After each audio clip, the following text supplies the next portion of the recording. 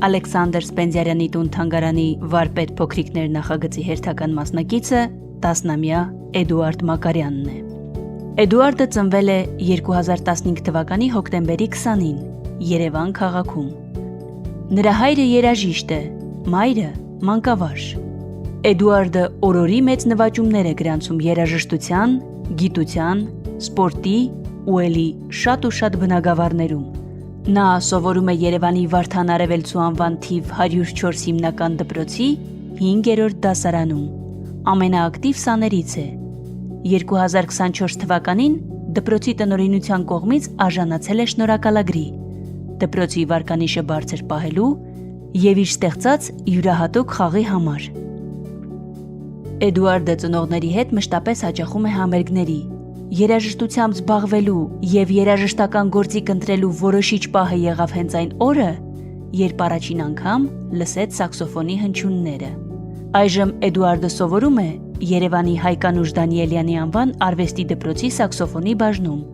Նարինե Ղուկասյանի դասարանում։ Նվագում է դպրոցի փողային նվագախմբում։ Սաքսոֆոնի ուսուցչի կարծիքով Էդուարդը շատ հետաքրքիր երեխա է, շատ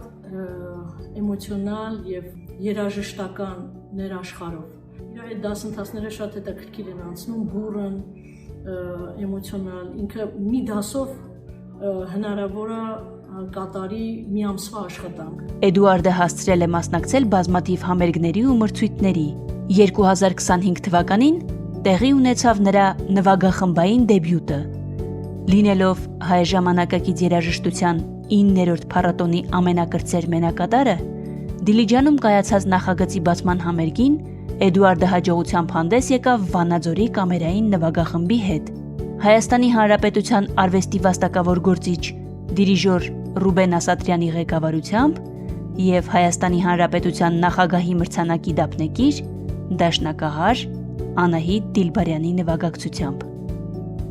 Իսկ ահա հոկտեմբերին նույն նվագախմբով ելույթ ունեցավ Վանաձորում։ Շնորհալի տղայի բազմաբնույթ առօրյայի մի զգալի մասն էլ զբաղեցնում է սպորտը։ Շուրջ 4 տարի հաճախում է Ավանի ֆուտբոլի ակադեմիա, լողի պարապմունքների։ 2023-24 թվականներին հաճախել է Շոտոկան կարատեի ֆեդերացիայի Champions ակումբ, որտեղ Հայաստանի 5-րդ բաց առաջնության կոմիտե մրցակարգում 8-9 տարեկանների խմբում ճանաչվել է հաղթող։ 2024 թվականից Ավանի շախմատի մանկապատանեկան մարզադպրոցի սան է։ Արդեն հասցրել է մասնակցել որակավորման մրցաշարի, լրացնելով 4-րդ կարգ։ Այս ամենից զատ Էդուարդի տարերքը գիտությունն է, հատկապես աշխարհագրությունը։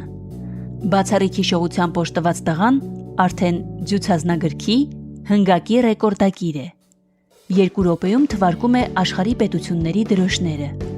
Աչքերը փակ, մեծ արագությամբ կարողանում է նշել Եվրոպայի, Ասիայի, Աֆրիկայի պետությունները,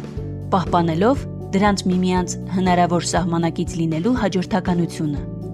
Բոլոր երեխաների նման Էդուարդն էլ սիրում է խաղալ, սակայն ի տարբերություն շատերի նա ստեղծել է իրենը՝ Հայաստանի շուրջ սեղանի ուսուցողական ճանաչողական խաղը, որը թողարկվեց 2025 թվականի հոկտեմբերի 20-ին, նրա ծննդյան օրը։ Նմանօրինակը չունեցող այս ինտերակտիվ խաղի հիմքում դրոշներ են, պետություններ։ Մասնակիցները անցնելով տարբեր երկրներով, հաղթահարելով բազում խոչընդոտներ, վերադառնում են մեկնակետ։ Իսկ այդ մեկնակետը Հայաստանն է։ Էդուարդը լիահույս է, որ խաղալով հնարավոր կլինի հարստացնել աշխարհագրական գիտելիքները, իմանալ ավելին երկրների մասին, սակայն ամենակարևորը ողջ խաղի ընթացքում մտքում ունենալ, որ ճանապարհով էլ գնաս, թող քո վերջնակետը լինի Հայաստանը։ Վաղ տարիքում Էդուարդը չափազանց սիրում էր գնացքներ, մինչ օրս խնամքով պահում է դրանք։ Ասում էր գնացքավար եմ դառնալու։ Նրա ամենասիրելի կերպարը Թոմաս անունով գնացքն էր։ Թոմասը և ընկերները հայտնի մուլտֆիլմի հերոսը։ Իսկ հիմա 10-ամյա տղան երազում է մանկաբույժ դառնալ։ Վերջերս ոգևորությամբ այցելել է Յոլյանի անվան արյունաբանական կենտրոն, իր ստեղծած խաղը նվիրել բուժվող երեխաներին, հուսալով, որ այն կզվարճացնի եւ կօգնի նրանց շուտ ապաքինվել։ Այսօրվա մեր հերոսի Էդուարդ Մակարյանի անչափելի սերը հայրենիքն է, ընտանիքն ու մոլորակի ամենաչքնաղ քույրիկը՝ Մարին։ Հպարտություն է զգում, երբ կարդում է Հայաստանին նվիրված պատմություններ,